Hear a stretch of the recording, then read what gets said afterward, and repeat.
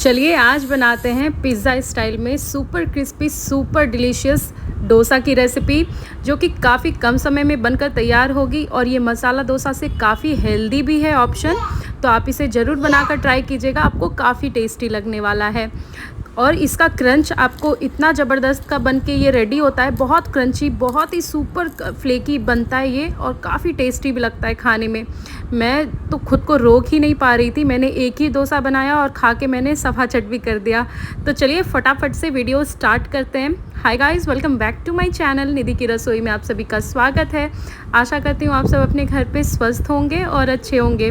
अगर आप लोगों को मेरी रेसिपी अच्छी लग रही हो और पसंद आ रही हो तो प्लीज़ मेरे चैनल को ज़रूर से ज़रूर सब्सक्राइब कर लें और बेल आइकॉन को ज़रूर प्रेस कर लीजिए, ताकि आप नोटिफाई हो सकें जब भी मैं कोई वीडियो पोस्ट करूँ। अभी यहाँ पे आप अपने चॉइस के हिसाब से जितनी आपको सब्जियाँ वेजिटेबल्स पसंद हैं वो आप सारी ले सकते हैं। मेरे पास जो थे मैं वो यूज़ कर रही हूँ। जैसे कि मैंने यहाँ पे कैबेज लिया है, अनियन लिए हैं, बीट रूट है, गाजर है, शिमला मिर्च है और टमाटर है। और मिर्च आप अपने तीखापन के हिसाब से ऐड कर सकते हैं। सारी चीज़ों को आप बारीक चॉप कर लीजिए और बीट रूट और गाजर को हम यहाँ पे ग्रेट कर लेंगे। अब यहाँ पे जितने सॉस यहाँ पे डलेंगे वो सारे आपको सॉस निकाल लेने हैं। मैं यहाँ पे chilli sauce, ketchup, red chilli sauce और ग्रीन चिली सॉस दोनों का इस्तेमाल कर रही हूँ। डार्क सोया सॉस भी हम इस जगह ऐड करेंगे और साथ साथ मैं यहाँ पे मेयोनीज़ का भी यूज़ कर रही हूँ। मतलब कि इन शॉर्ट अगर मैं आपको बताऊँ तो जो भी चीज़ें आप पिज़्ज़ा में ऐड करते हैं ना, आप वो सारी चीज़ें ऐड कर सकते हैं। अब यहाँ पे मैं चीज़ ब्लॉक को ग्रेट कर रही हूँ। ये मैं आज प्रोसेस्ड चीज़ का यूज़ कर रही हूँ।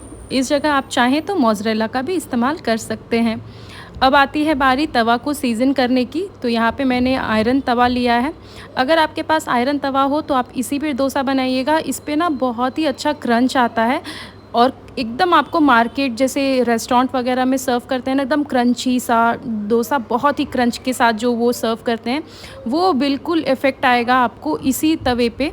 नॉन स्टिक तवे पे भी बन सकता है, बट उसमें क्या दिक्कत जाती है ना कि वो डोसा को पकड़ के रखता नहीं है, काफ़ी टाइम तक होल्ड नहीं करता है, जिसके वजह से वो साइड ना मतलब जल्दी छूटने की वजह से वो क्रंच प्रॉपर नहीं आ पाता है, जो कि आयरन तवे पे आता है।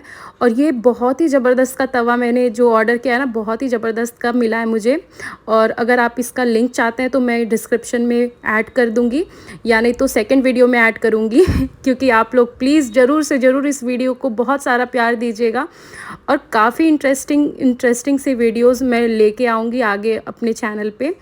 और यहाँ पे सारी सब्जियाँ अच्छे से हम मिक्स कर लेंगे, सारी चीज़ें ऐड करते हुए, और थोड़ी देर आपको यहाँ पे ढक्कन लगा देना है, लिड लगा देना है, जिसके वजह से सारी सब्जियाँ थोड़ी सी मतलब सॉफ्ट हो जाए, टेंडर सी हो जाए। और बस ऊपर से चीज़ ऐड कर लेंगे और हरा धनिया, और साइड से स्क्रैप करते हुए इस तरह से आप इसे निकाल लीजिए। बहुत ही ईज़िली निकल जाता है, ये देखिए अच्छे से ये छूट गया है नीचे से। और बस अब हम इसे निकाल लेंगे यहाँ से और सर्व कर लेंगे। आज मैं इसे जो सर्व कर रही हूँ चटनी के साथ, कोकोनट चटनी के साथ सर्व करूँगी। आप चाहें तो सांभर भी इसके साथ ज़रूर बनाकर रेडी कर सकते हैं, काफ़ी इंटरेस्टिंग लगेगा आपको खाने में। तो आज की रेसिपी जल्दी से ट्राई कीजिए और मुझे कमेंट में ज़रूर बताइएगा कि आज की रेसिपी कैसी लगी। Thank you so much.